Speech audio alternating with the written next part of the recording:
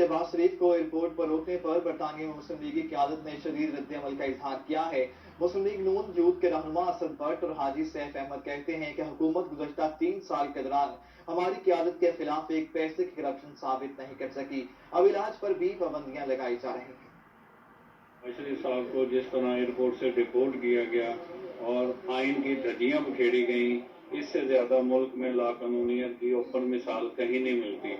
और मैं ये बात भी वाज़ेह तौर पे कह देना चाहता हूँ कि फवाद चौधरी, शहजाद अकबर और FIA के उन डायरेक्टर साहिबान जो कोर्ट में भी मौजूद थे, उनके खिलाफ कोर्ट ऑफ कंटेम्प्ट मूव होनी चाहिए और इनको अदालतों में घसीटना चाहिए। ये माइट इज राइट की पॉलिसी पाकिस्तान में चल रही है, जबकि कानून की कोई हैसियत नहीं है। मैं भरपूर मजम्मत करता हूँ कल वाले वाक़या पे जो लाहौर में पेश आया कि मियाँ शहबाज शरीफ साहब को FIA ने सफ़र करने से रोका।